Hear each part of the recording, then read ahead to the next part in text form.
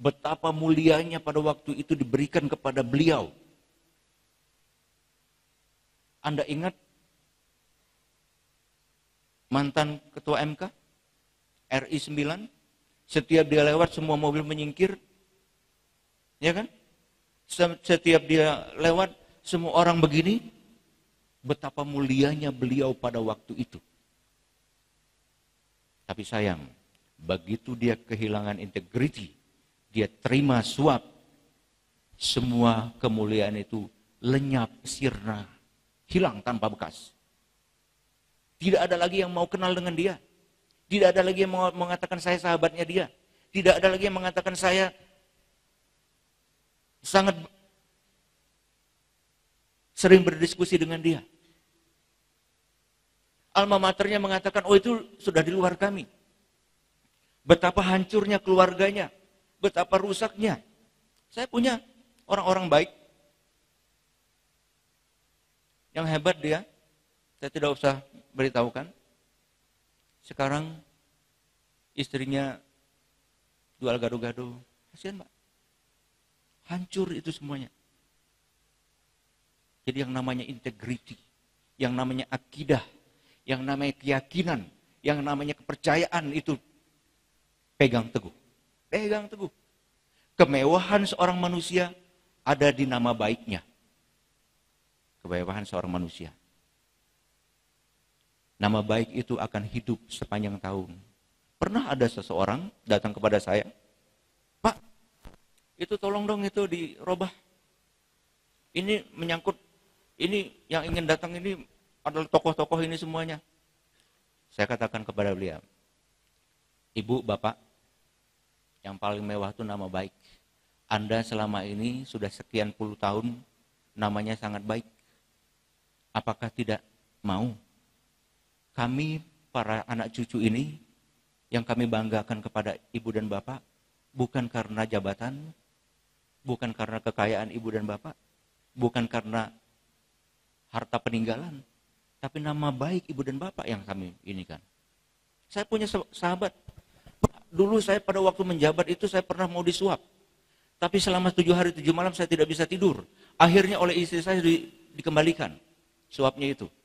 Saya bilang, dan sekarang anak cucu saya bangga dengan saya. Anak cucu saya bangga dengan saya. Oleh karena itu, adik-adik mahasiswa, tolong diingatkan orang tua kita semua. Bilang kepada beliau, Pak, Ma, kami akan sangat bangga kalau kami mendengar betapa Papa dan Mama betul-betul memegang teguh integritas. Betapa kami sangat bangga umpamanya nanti pada suatu saat Papa dipecat karena menolak suap. Itu yang kita inginkan. Dan itu tercatat dalam sejarah, tidak akan pernah terhapuskan. Seperti bagaimana Majapahit, Gajah Mada, seperti bagaimana Jenderal Sudirman, seperti bagaimana Bung Karno, itu orang-orang yang tetap hidup di Indonesia. Dan Anda bisa juga seperti itu. Anda adalah generasi-generasi muda. Anda adalah kupu-kupu saja. Ya. Apa artinya kupu-kupu itu? Ada yang disebut dengan butterfly effect theory. Di dalam butterfly effect, yang namanya kupu-kupu itu kepakan sayapnya sangat lemah. Tidak berdaya dia. Sama dengan kita, tidak berdaya kita. Menghadapkan kekuasaan yang besar itu. Menghadapi dunia internasional yang sedemikian hebatnya, kita nggak berdaya. Tapi sesuai dengan butterfly effect theory mengatakan, kepakan sayap kupu-kupu itu yang bersama-sama bisa membuat tornado di lautan Atlantik sana. Hasil penelitian. Dan Anda, para pemantik, sebagai kupu-kupu, kita bersama-sama, kepakan sayap kita akan kepakkan terus. Nanti suatu saat kita bisa bikin tsunami untuk para koruptor yang ada di Indonesia. Tepuk tangan. Saya yakin itu, karena itu tadi saya katakan, yang tadinya saya pesimis dengan university ini, ternyata Anda diam-diam sudah 5 tahun membangun ini. Luar biasa. Tepuk tangan lagi untuk itu. Itu saja yang bisa saya sampaikan, lebih kurang saya mohon maaf. Mudah-mudahan ini bisa terus berlanjut. Terima kasih. Wassalamualaikum warahmatullahi wabarakatuh.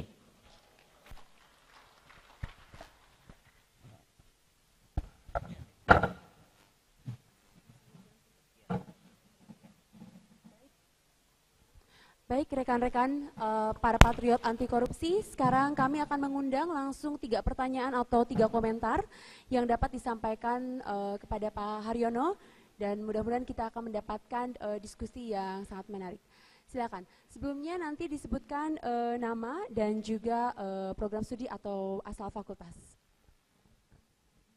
1, 2, dan 3. Baik, Assalamualaikum warahmatullahi wabarakatuh. Nama saya Iman Susilo dari Fakultas Informasi. Tadi saya lihat dari paparan Bapak bahwa Bapak juga mengatakan pada tahun 2011 kalau nggak salah, ketika ada anggota DPR yang berjamaah korupsi, Bapak rasa sudah tuntas Pak ya. Tapi sampai saat ini justru korupsi semakin marak. Nah, banyak kasus seperti contohnya mungkin kalau boleh saya sebutkan Gayus Tambunan, tapi bisa menikmati kehidupan di luar penjara. Artinya sudah dipidana, kemudian masuk penjara, tapi masih bisa menikmati dunia luar. Nah, saya pernah mendengar guyonan kalau para koruptor ini nantinya dipidana mati, karena kita tahu bahwa korupsi itu sudah mengakar. Jadi caranya itu untuk memutus mata rantai korupsi Indonesia adalah dengan melakukan hukum mati. Itu mungkin guyonan saya Pak. Nah, kemudian yang lebih miris lagi adalah adanya para koruptor yang mendapat remisi.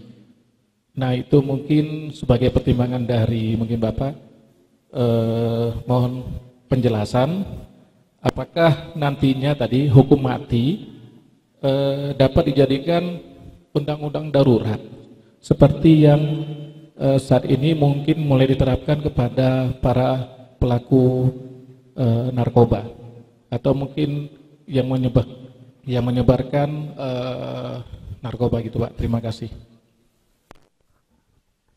Terima kasih Pak Dana. Ke pertanyaan selanjutnya.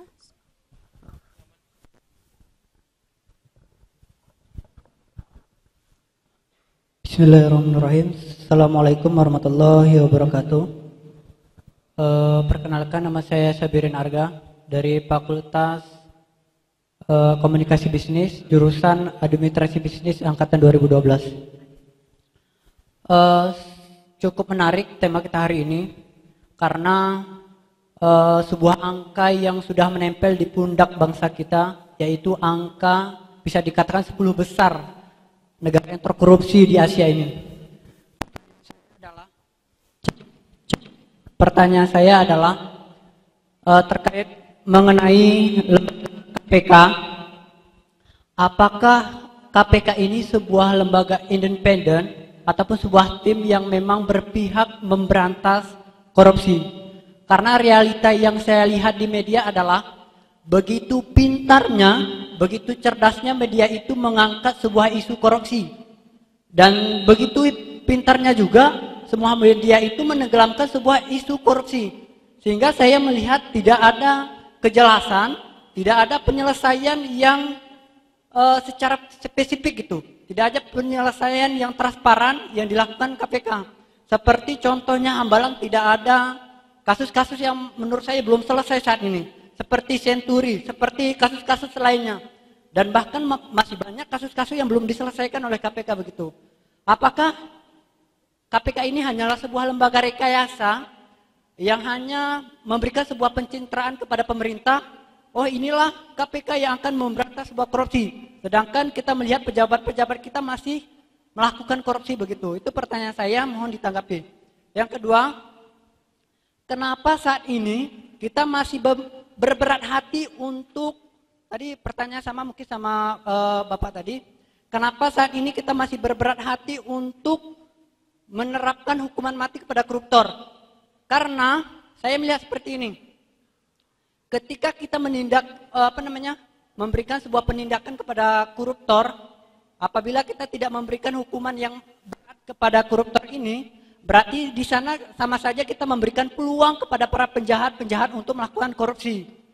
Karena saya yakin orang-orang yang duduk hari ini di DPR, mereka itu adalah orang-orang akademis dulu, orang-orang yang cerdas. Tetapi mereka itu tidak bisa, ya karena hukuman mungkin yang membuat mereka pilih melakukan korupsi begitu. Karena saya berpandangan bahwa ketika hukuman mati ini diterapkan kepada koruptor, saya yakin minimal 1 tahun 2 tahun angka koruptor di Indonesia semakin berkurang.